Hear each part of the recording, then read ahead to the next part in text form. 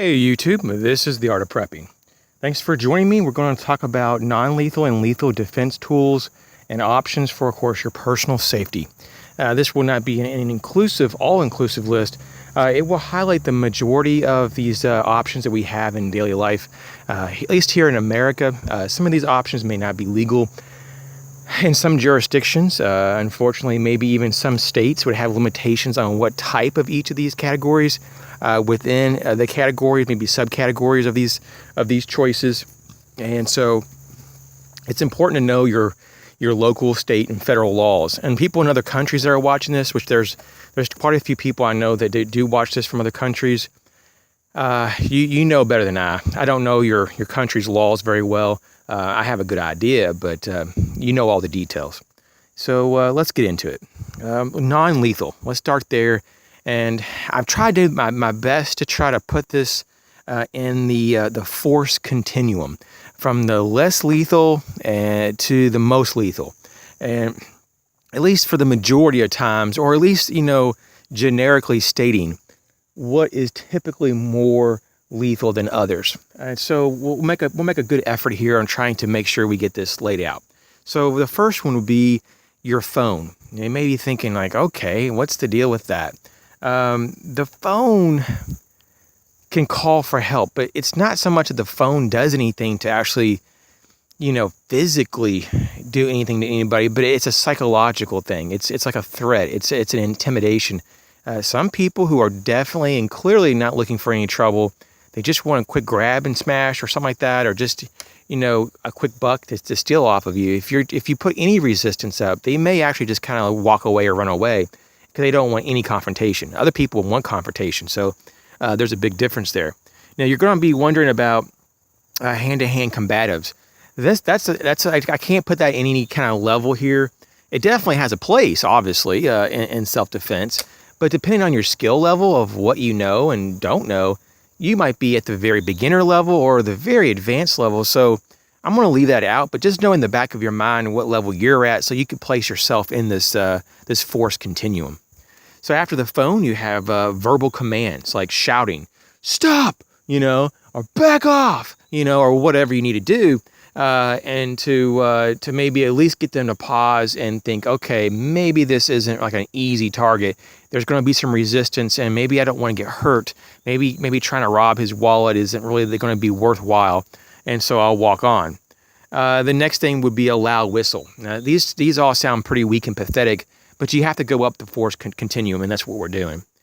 A loud whistle. Now, you can think about whistles. Sometimes people think about those little pea whistles, or maybe a referee whistle. Some of those are pretty loud, though. But there's actually some real serious whistles. The most serious that I know of is made by Storm whistles. There's actually a model that they call the Storm whistle. Go figure. And that is the world's loudest commercially made whistle by far that I know of, and that that's commercially even advertised. And it really is. It's just like off the chart.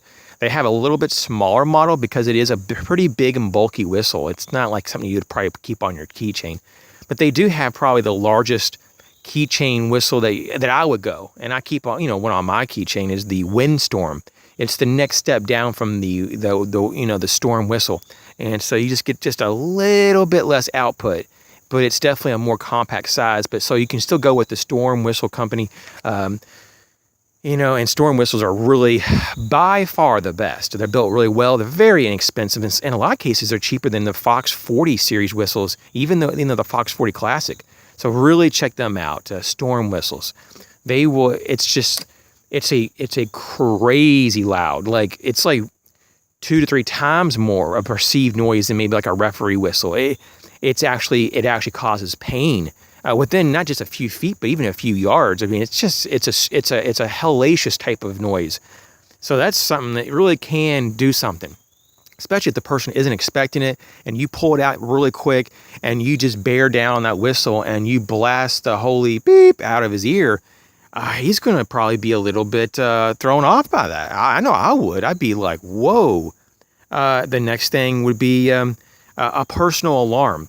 This to me is a little gimmicky. I think sometimes the whistles that are available now are even better, in terms of loudness, but At least the personal alarms don't require you to breathe and push air through a whistle. These are just either you yank a cord, like a pull cord or a pin, or sometimes you have to hit a button or whatever it is. There's different kinds.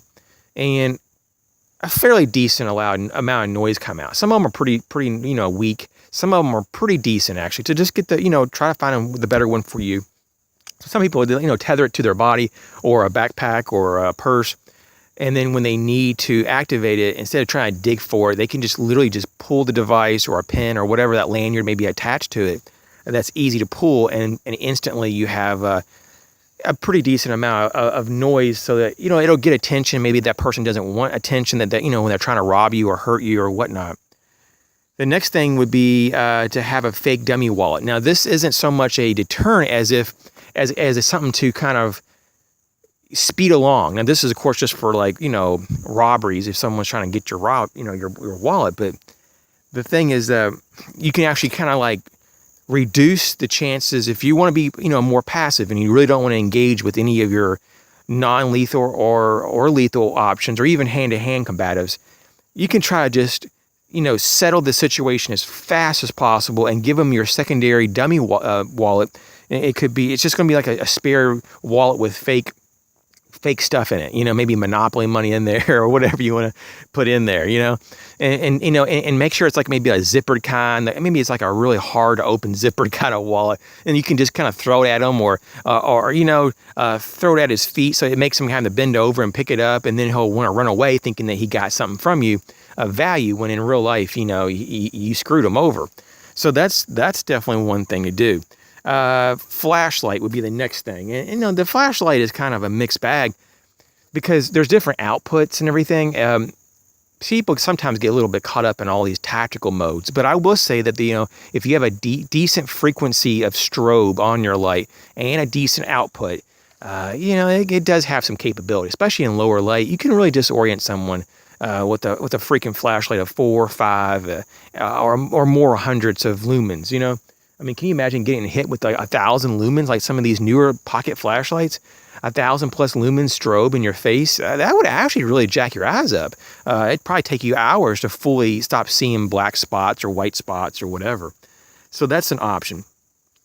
Keys. I kind of had a hard time figuring out where this would go into this continuum, but if you have a bunch of keys on your key ring and you get them in between your fingers and you rake them in someone's face, and maybe gouge at your throat or eye, or try to even push into pressure points, that could actually leave a freaking mark, if not maybe a scar. I mean, depends on what kind of keys you have and how sharp they are and how much force you have behind them. But if you're doing full-on punches with your keys, that could actually do some damage. So I'm going to put that in there behind the flashlight. And the next one, now this was really difficult, the pepper spray, but I had to put that in there just because it does have such a debilitating effect for the majority of people. But it's non-lethal because, 99+% of people don't die of it.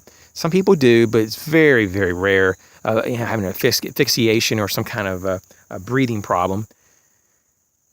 Those people probably have COPD or something like that. But, these things, the pepper spray, man, will get you out of commission. Typically, it's 20 to 45 minutes. Typically, some people up to an hour. And so that depends on how much you hit of them and what part of the body you hit of them. But if you do a zigzag pattern up and down and side to side in their face, and you get it up in their nostrils, eyes, mouth, and ears, you're probably going to be pretty good to go, enough to get away from them and call for help and so forth. So definitely having pepper spray, and not just any pepper spray. I'm talking about basically some decent foam-based or gel-based is even better. I personally use gel-based with the UV dyes in it to identify your attacker.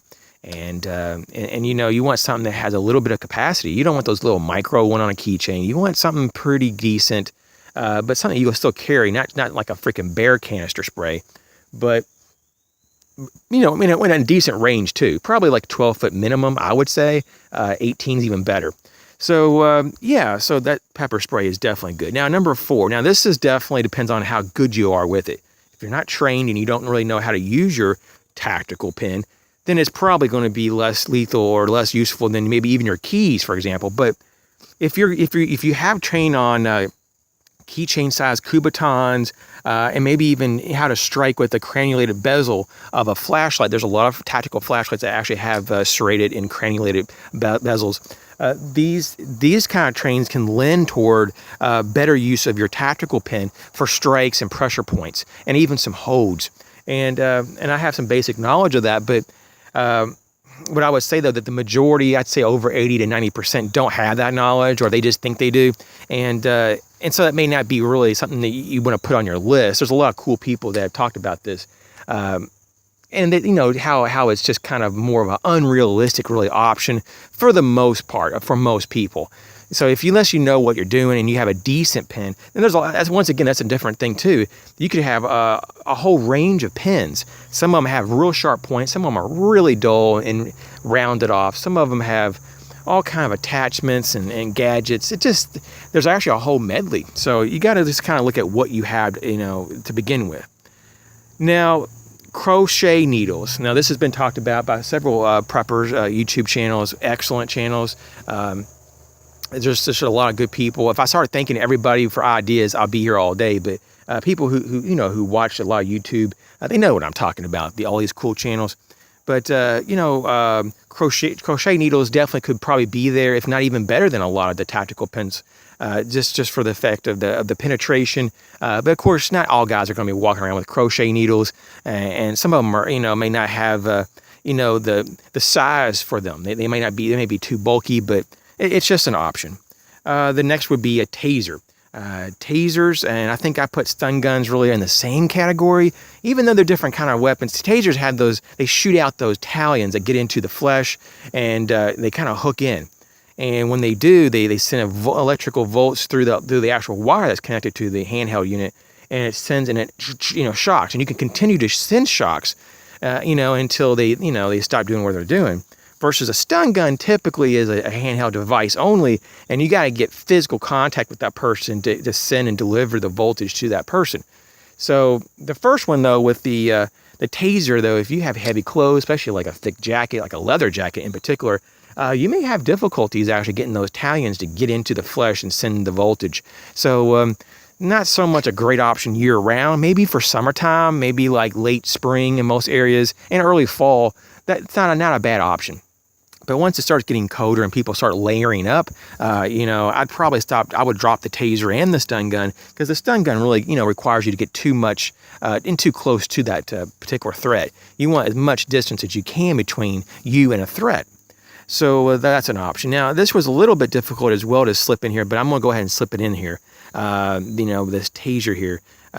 Between the taser and the collapsible baton, I'm putting the weighted gloves, weighted hats, slapsticks, and pointed toe boots. Now, these things are usually weighted with like lead or some other type of material to give it a little more heft, so, you can use that to basically push someone off or slap someone, or, even just as an impact device. So some of these are not legal though in some areas. So once again, you need to know what is legal and what's not before you purchase any of these. And of course, next one is going to be the collapsible baton. This to me is really what is on the line. Of course, you could say even pointed boots or steel-toe boots, even the slapsticks could be this way, but definitely the collapsible baton and the bat. And a full-on, like the bobby, batons and the bobby bats, like the police use, the non-collapsible. These can be used for lethal or non-lethal. Mostly they're kind of considered more non-lethal, but you can hit someone in the head, a few times, and you could kill them. I mean, it's no joke about it. So those are definitely things that are more serious. After the collapsible baton and the standard, billy bat baton and the bat, you have knives and shives, or shivs, how you want to say it. And these things are really can be deadly. They're more considered deadly weapons than a non-lethal weapon, but you could use them as a non-lethal if you had to. The next one would be handguns. Then you would work up to long arms, rifle or shotguns. And then lastly, if all hell broke loose and you got to, really get multiple people down quick and for an emergency, you could even use a vehicle or a larger type of structure, most likely a vehicle or a truck, and just, I hate to say it, but just run them over. With that, though, these are some different options for self-defense. Hope you learn a few things, maybe get a couple new ideas. And as always, be safe, and I'll catch you real soon.